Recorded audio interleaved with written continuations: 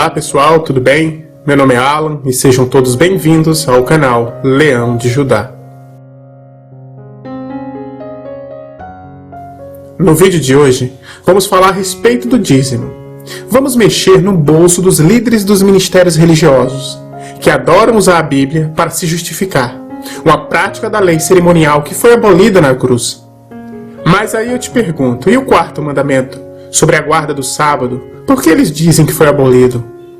Pois este mandamento está entre os 10 mandamentos que expressam o caráter do Criador. E o comer de carnes de animais impuros, exemplo do porco e seus derivados, por que eles dizem que foi abolido?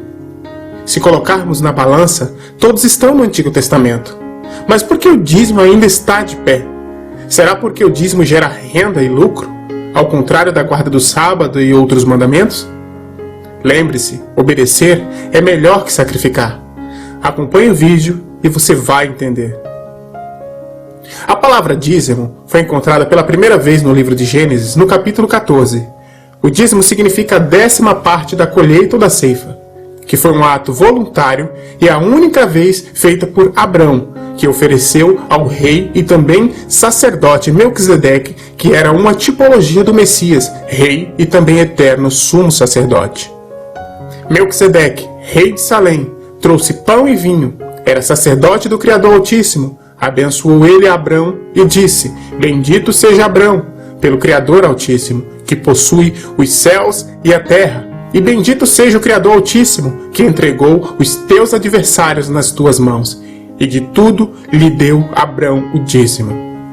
E a pedra que erigi por coluna será a casa do Criador, e de tudo quanto me concederes, certamente eu te darei o dízimo.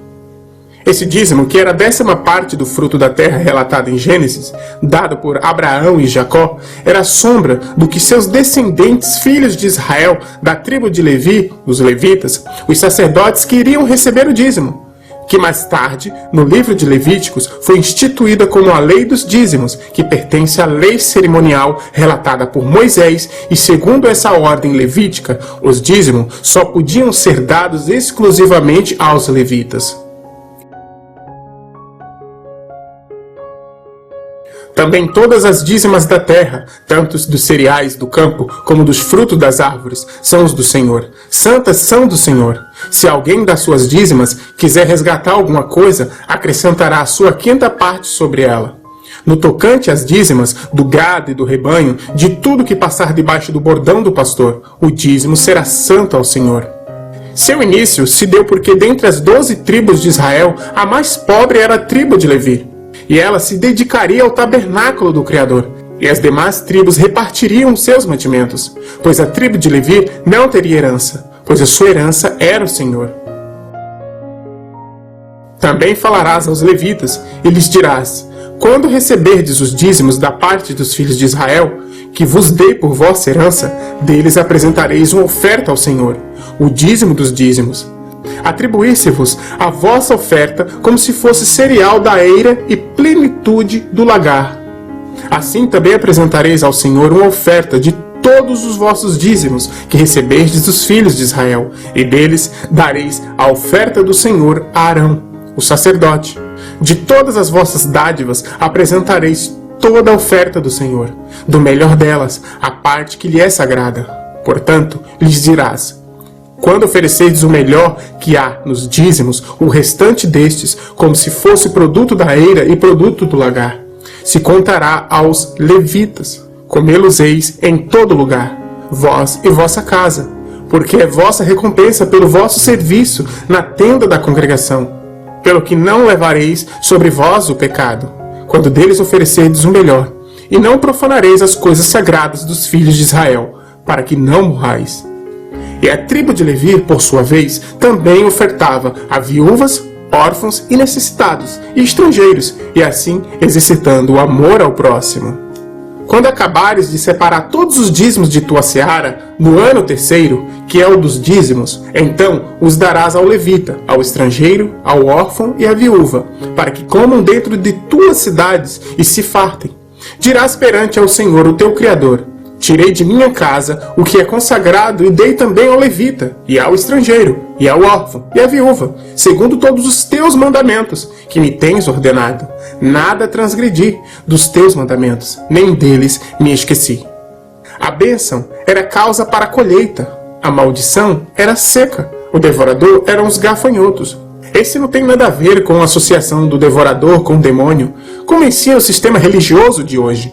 Segundo a lei de Moisés, o dízimo pertence à lei cerimonial, que foi abolida na cruz, e apenas os levitas podiam recolher o dízimo.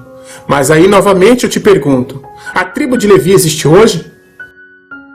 A única tribo que tem hoje é a tribo de Judá, de onde veio o nosso rei sacerdote, o Messias. Porém, o Messias, o Cristo, o Filho do Criador, é de outra tribo, no qual ninguém se dedicou ao altar, porque mudando o sacerdote, ocorre a mudança da lei.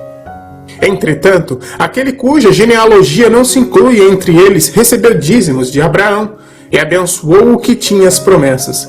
Evidentemente, é fora de qualquer dúvida que o inferior é abençoado pelo superior. Aliás, aqui são homens mortais os que recebem dízimos, porém ali, aquele de quem se testifica que vive.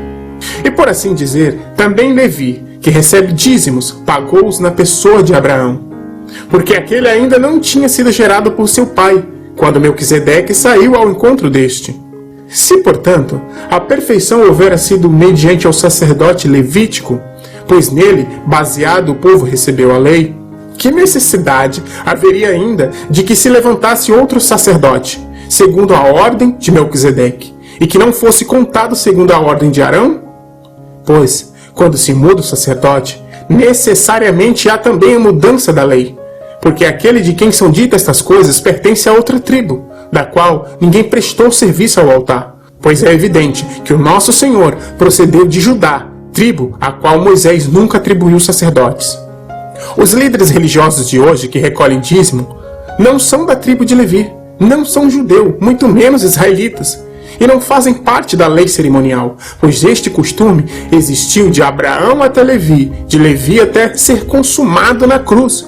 Porém, a lei moral dos 10 mandamentos ainda está em vigor, pois é uma lei para todos os homens e em todos os tempos. Ela expressa o caráter do Criador, e o Criador quer que se tornamos como Ele. Porém, a lei civil e cerimonial acabou na cruz. O dízimo, ele era apenas o fruto da terra e não dinheiro, pois o mesmo já existia naquela época. Dízimo era diferente das ofertas, que eram dadas também por moedas. Mas o dízimo, ele era a 10ª parte do alimento colhido. Mas vai ter sempre um espertinho que vai usar dessa seguinte passagem e dizer que o dízimo era recebido em dinheiro.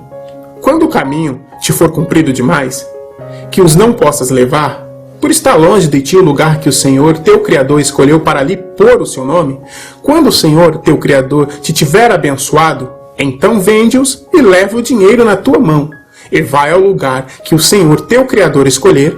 Esse dinheiro dá-lo-usar por tudo, o que deseja tua alma, por vacas, ou ovelhas, ou vinho, ou bebida, ou qualquer coisa que te pedir a tua alma. Come ali perante ao Senhor, teu Criador, e te alegrarás, tu e tua casa. Notem que se o fiel morasse longe do tabernáculo ou templo em Jerusalém, ele vendia o animal que ele tinha para sacrificar ou dar o seu dízimo, pegava o dinheiro e ia até os vendedores dos animais e cereais que ficavam próximo ao tabernáculo ou dentro do templo de Jerusalém, os mesmos que o Messias expulsou do templo. Daí eles com o dinheiro compravam os animais e os cereais ou a bebida e ofereciam no altar. Então cai por terra, o dízimo era alimento e ponto final. Outros vão usar a outra passagem bíblica que o Messias disse assim: ai de vós, escribas e fariseus hipócritas, porque dais os dízimos da hortelã, do endro e do cominho, e tendes negligenciado os preceitos mais importantes da lei, a justiça, a misericórdia e a fé. Devieis, porém, fazer estas coisas sem omitir aquelas. O Messias critica os fariseus e os escribas, por eles só lembrarem apenas do dízimo, e esqueciam outros preceitos da lei, o amor, a justiça, a misericórdia e a fé.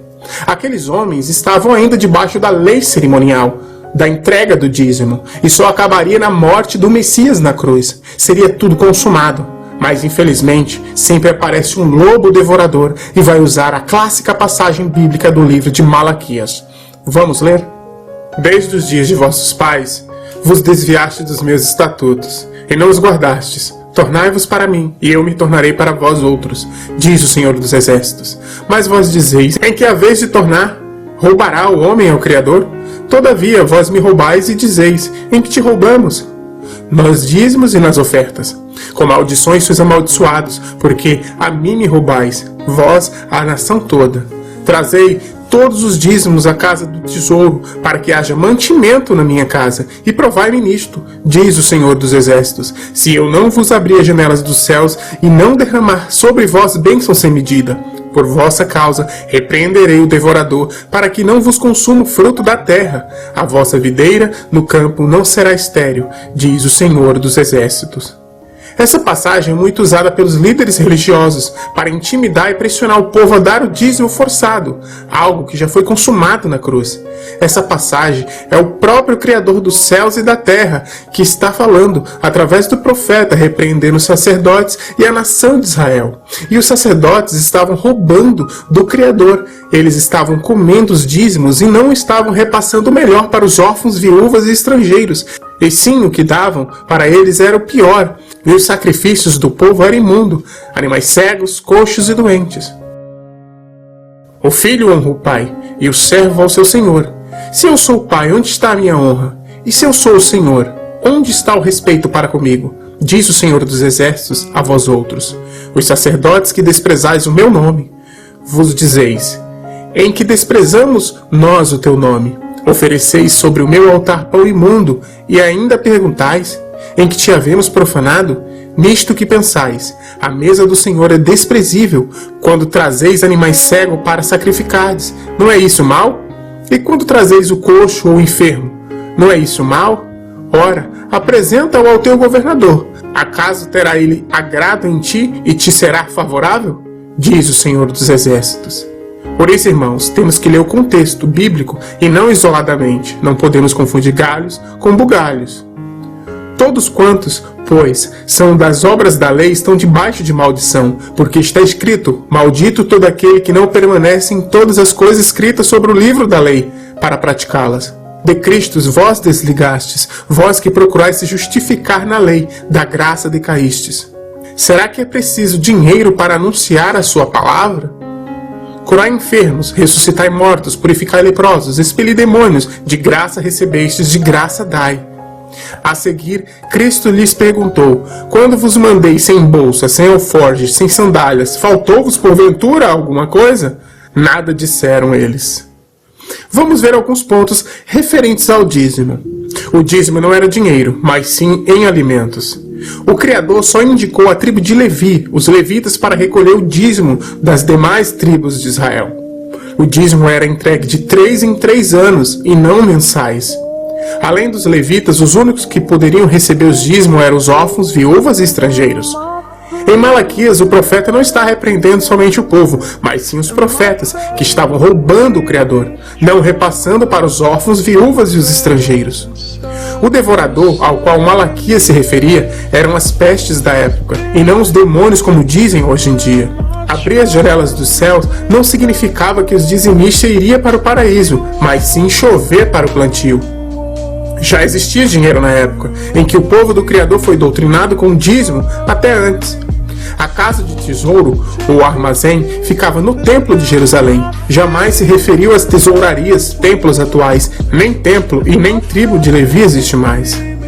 Não estou dizendo aqui, irmãos, que não devemos ajudar na obra. Pelo contrário, temos que ajudar com verdade, justiça e amor, não usando mentira para benefícios próprios.